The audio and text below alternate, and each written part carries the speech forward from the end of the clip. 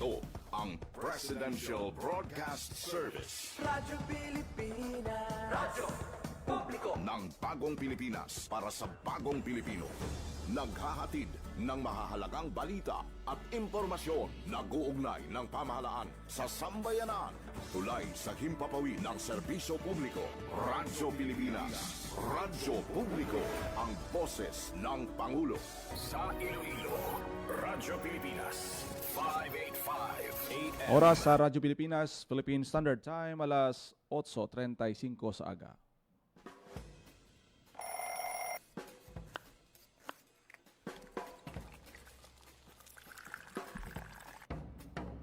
Aga sa Iloilo.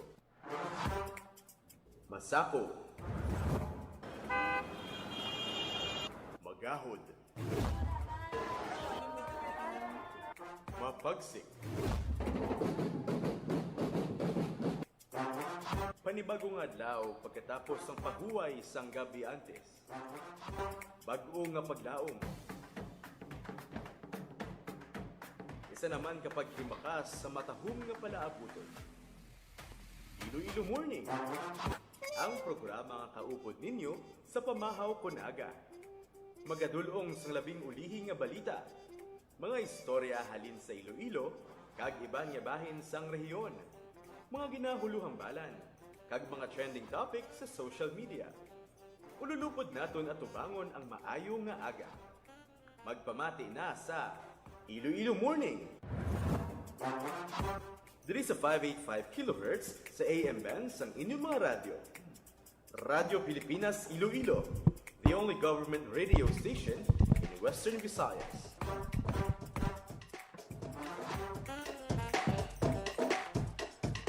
Ayong aga Pilipinas, good morning Western Visayas. Welcome sa Iloilo Morning Program. Subong adlaw sang Martes, Abril 7 na kita tuig 2026. Good morning, Ems. Good morning, Jen. Maayong aga sa mga tagpalamati naton nga nagatutok sa ilang nga Facebook page o kon sa aton nga Facebook page kag sa ilang nga mga radyo. Happy Tuesday morning sa inyong nga tanan. Pet sa 7 na kita adlaw sang Martes, bulan sang Abril tuig 2026. Sa aton sini nga mga kauturan, bauti basta Martes gani amo gini ang adlaw nga gidabantayan sa aton sini nga mga motorista panibag-o nga pagsaka sa presyo sa produktong petrolyo.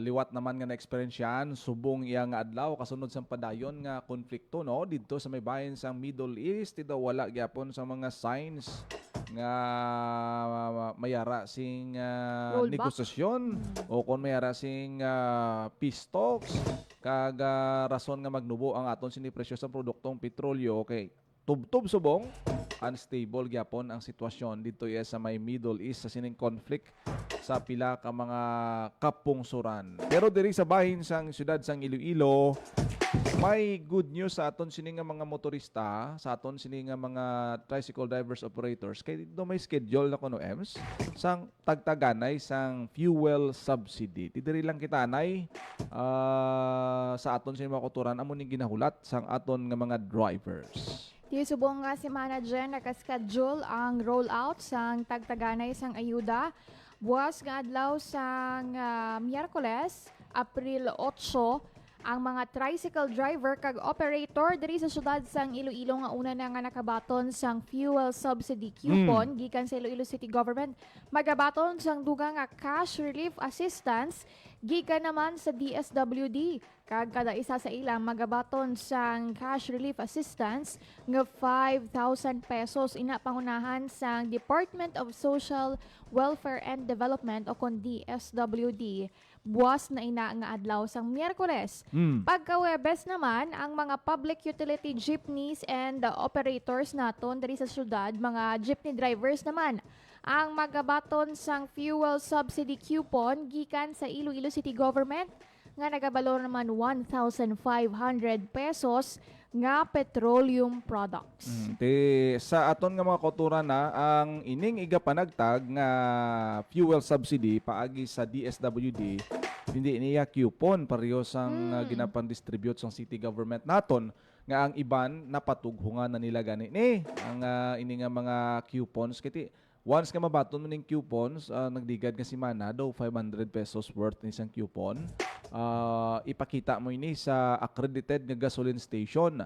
Ang ini naman niya ang igapanagtag sang DSWD cash gid niya nga mabaton sang aton siniya nga mga drivers, tricycle operators, mga legit nga mga asosasyon na hindi kolorom kag dapat kumpleto ang inyo sini nga mga papeles, naka-renew kamo sang inyo prangkisa, miyembro kamo sang TODA, May permit ka mo, may gikan permit sa ka mo. kanang pangungsod. Ang permit ninyo, hindi ka mo sila nga may permit ko. Base ang permit mo bala sang 2023 pa na o kung 2024, hindi nyo na iya pag i-insist kay dapat updated ina kada tuig para nga pag-abot sa payout, hindi nabladamo question kag damo pa sang sang mga ginamo kag magtugas ang hindi pagintindihanay sa naga-distribute, hindi nyo daya pag-awaya ang mga taga DSWD kung na-disqualify ka mo kay ang asosasyon ninyo amo ang responsable sina sa pagtipon sang mga dokumento.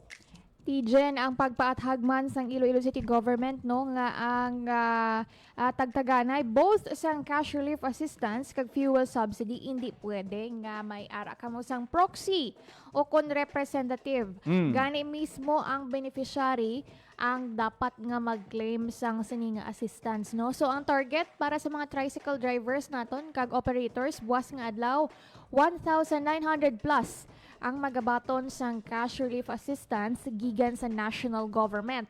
Kag sa Abril naman no, mga more than 1,600 o kung sa Huwebes, more than 1,600 naman nga PUJs ang magabaton sang fuel subsidy coupon halin sa may Iloilo City Government no. Ang tagtaganay buwas gali sa tricycle drivers kag operators no, may schedule kung sa diin ka mo makakuha sang inyong ayuda no. Magadepende ini sa first letter sa inyong apelyido kag tatlo ka mga gyms ini pahamtangan nila. May ara sa Zamora Gym, MH Del Pilar Gym kag La Paz Gym. Mag-umpisa ang tagtaganay halin alas 8 sang aga tubtob alas 12 sa udto. Tibantayan nato ni ang distribution sang aton siniya nga mga tricycle drivers kay tidugan ni ginahulat nila. Balaan naton nga daan nga ang saka sang presyo sang produktong petrolyo daw normal na lang niya tag pulo ka pesos, tag 15 pesos. Kung naanad kita sa una sa sinintimos, subong ya tag isa lang na iya ka hugnat sang fuel increase. Tiyan mo na nga kinahanglan gid sang ayuda kung fuel subsidy sa aton siniya mga kuturan nga mga drivers. Sa iba naman nga balita, Jen, kahapon ang Iloilo City ang nagpanguna sa National Food Month 2026. Kaupod ang NCCCA, Department of Tourism, Department of Agriculture, kag iban pa nga ahensya sang gobyerno. No? First time ini Jen nga ang Iloilo City ang nag-host ang sining nationwide nga opening ceremony bilang pagkilalaman sa Iloilo City nga UNESCO Creative City of Gastronomy. Ito kita dito kahapon kag kung makita nimo madamo sa mga pagkaon local Ilonggo food ang gin-feature no. May mga litrato kita dira nga ipalayag sa aton nga Facebook live kung sa diin makita mo halin sa lechon, preska nga seafood, pakadto sa mga kakanin. Wow. Kag iban pa nga mga pagkaon ang gintanyag no. Dako ang pagkilala sa NCCA kag iban pang ahensya sa gobyerno sa Iloilo City bilang UNESCO Creative City of Gastronomy. Yan silang nila hindi lang ini branding o kun pagkilala kundi isa ka responsibilidad. Amo na nga kadamo pa sang mga aktibidad ang nakalinya for this celebration sang National Food Month. May mga bisita kita no, mga chefs halin sa mga neighboring Southeast Asian countries nga ma-share sila dyan sang ilang expertise.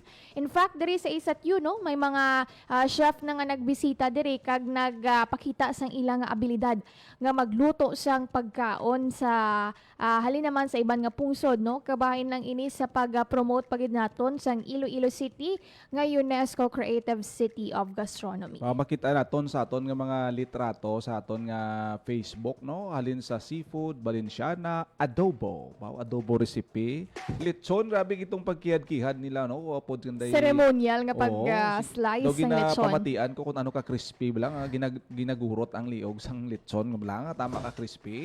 So, ang pamangkot dira pag cover mo gapon EMS na tilawan gid man ninyo kung grabe gid man ang standards sang aton nga mga food, UNESCO City of Gastronomy standard, no? Yes, kagabalo ka bala dyan nga ang May libre na-feature to? Libre ano ganini? Tilaw? free taste. Oh, May free ara man taste? siyang libre nga free taste, no? Oo.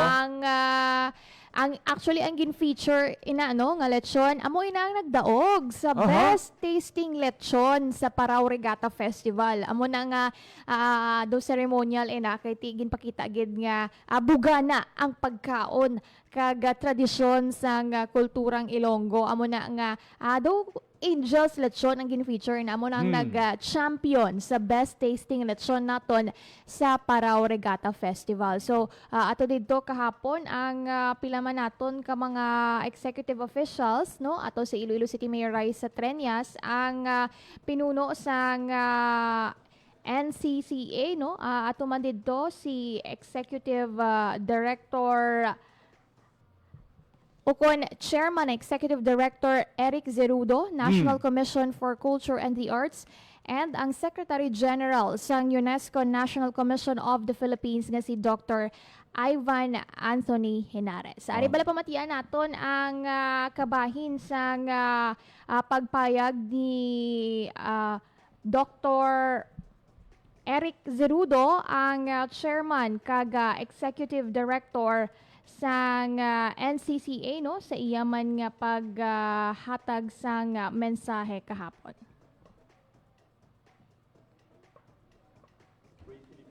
Month every April as a way of sustaining and deepening our appreciation for the breadth and distinct character of our cuisine, one that speaks powerfully of who we are, shaped by our story, culture, and lived traditions. And speaking of shaping our culture, this year's theme, Connected by Taste, the Filipino food in the flavors of the ASEAN. This invites us to see Filipino cuisine within a wider regional context, highlighting our shared sensibilities with our neighboring Southeast Asian countries. Across borders, we find familiar notes, the balance of the sweet, the sour, and the savory, the use of local herbs and spices, and the centrality of food in family and community life. It reminds us that while each nation's cuisine is unique in its own, there is a common thread that binds us. An understanding of food is both heritage and living, evolving expression of identity. It is in this spirit of connection and shared heritage that we find Iloilo City to be the most fitting host of our opening celebration. From La Paz Batchoy to Pansit Molo, the city's foodways reflect a living tradition rooted in community, memory, and everyday practice. Recognized as a UNESCO Creative City of Gastronomy, Iloilo reminds us that Filipino cuisine is not only about flavor, but about the place, the people, and the ways we continue to carry this forward. As they say, namit gid yakuno ang pagkaon basta made with love. Ang kabahin sang pagpahayag sang NCCA Executive Director and Chairman National Commission for Culture and the Arts, si Dr. Eric Zerudo. Bao, mayo gini sa aton sini nga mga kauturan, no? At least kitaan ninyo kung ano ang mga pwede nga mga kaon diri sa Iloilo. Kay bala naton nga pagkadto mo diri sa Iloilo, aside sa pagbisita mo sa Dinagyang, tiyang pagkaon niya subong mga restaurante ya, damo ginayaga kadto, damo makaon sang seafoods, Kag at least makabulig ini no kag hindi man kita mabudlayan ang nami di sa Iloilo bla ems no kay ti press kabla ang raw materials na ginagamit sa pagkaon halin sa aton diri nga mga kabanwahanan ti press ka gidya.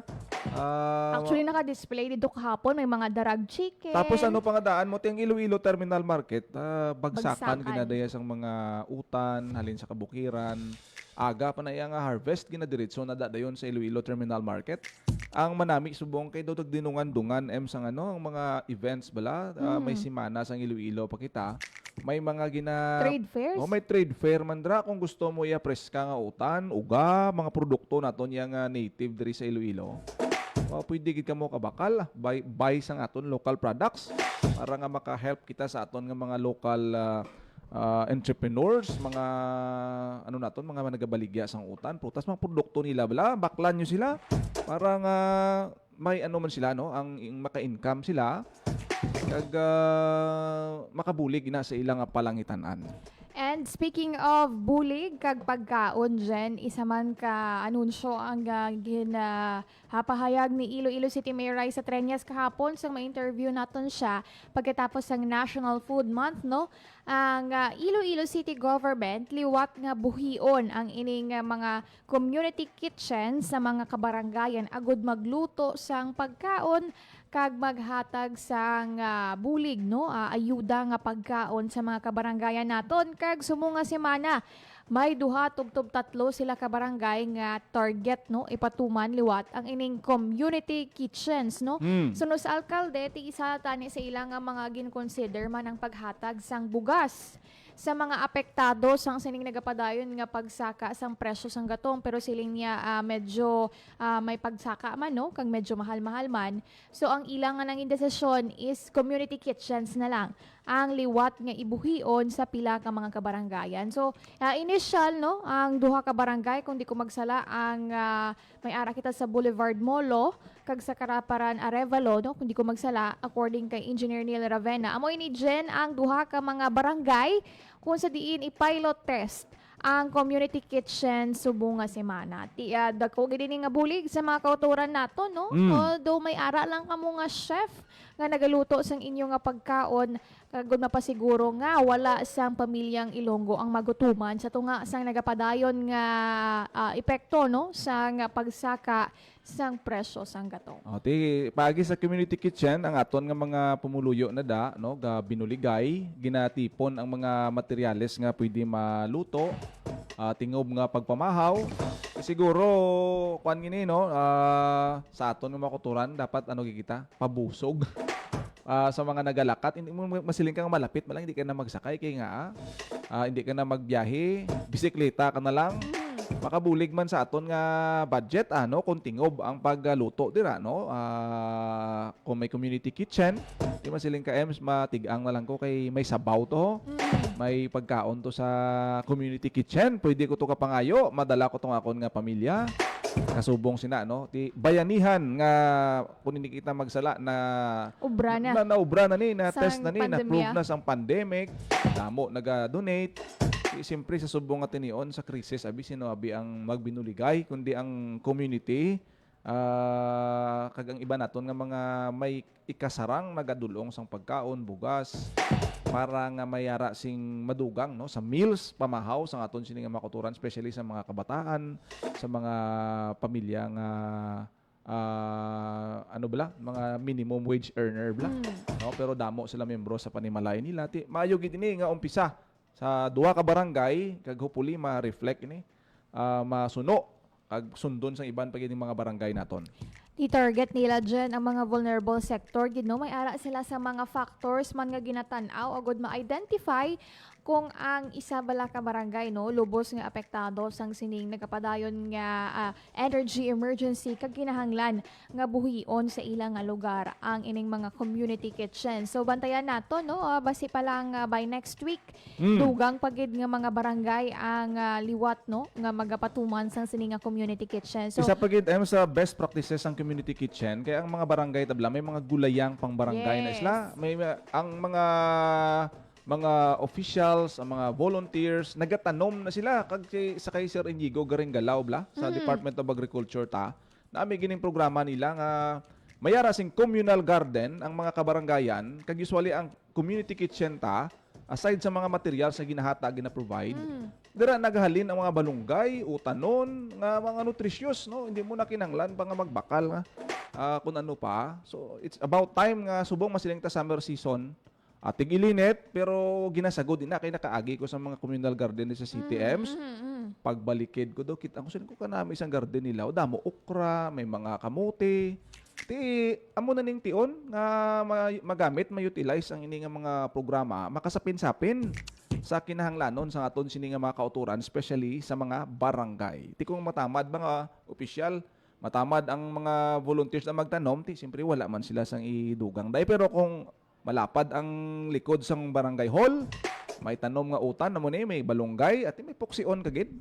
Kagamo man ni Jen ang mga pagkaon. No? Speaking of pagkaon, no? Subong sa may Iloilo City Hall, may ara sang merkado lokal. Kag mga na-mention ni mo na nga mga communal garden, tilakip na sa ilang nga mga produkto. Subong nga ginabaligya dito sa may atubang sang Iloilo City Hall.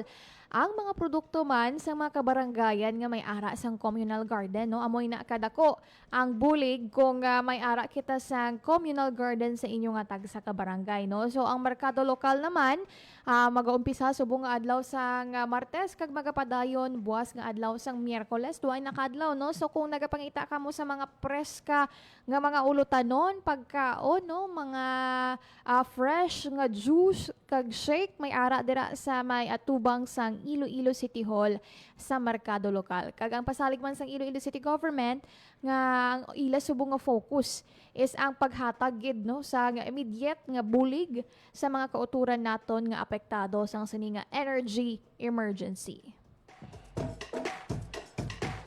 Philippine Standard Time, alas 8:56 na sang aga. Wala na ito sang oras diri sa programa Iloilo Morning. Gani, thank you gid sa mga live viewers naton.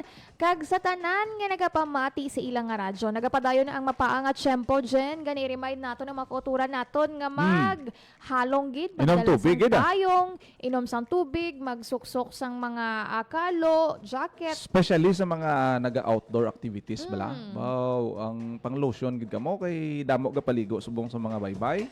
Kung kisa wala sila protection, ti delikado, ikompromiso ay risgo ang ikaayong lawas.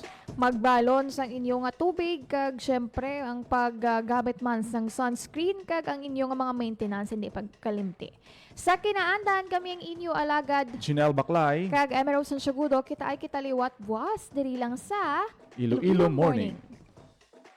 Ang inyong tulay sa himpapawid ng serbisyo publiko. Ang Presidential Broadcast Service, Radyo Pilipinas, Radyo Publiko. Radyo Pilipinas. Radyo Publiko. Kinilala ng pang-international at prestigyosong Asia Pacific Broadcasting Plus Awards 2025 para sa kategorya ng Government Streaming. Ito ay dahil sa epektibo nitong pagsasanib ng mga tradisyonal na media tulad ng telebisyon, radyo at print para masabayan ang mabilis na pag-inog ng mundo ng digital at social media tungo sa mas epektibong paghahatid ng mahahalaga at napapanahong mga impormasyon sa mamamayang Pilipino. Kinilala rin ang Radyo Pilipinas dahil sa patuloy na pag-akyat ng rating. Ngayon ay matatag sa pang-4 na pwesto sa Mega Manila ayon sa pinakahuling Nielsen Radio Audience Measurement Survey. At sa social media, nakamit ang mahigit 2,000% pagtaas ng bilang ng mga sumusubaybay sa Radyo Pilipinas page sa unang bahagi ng 2025. Patunay ito na ang inyong Radyo Pilipinas Radyo Publiko ay tunay na kaagapay ng inyong pamahalaan sa paghahatid ng serbisyo sa mga mamamayang Pilipino.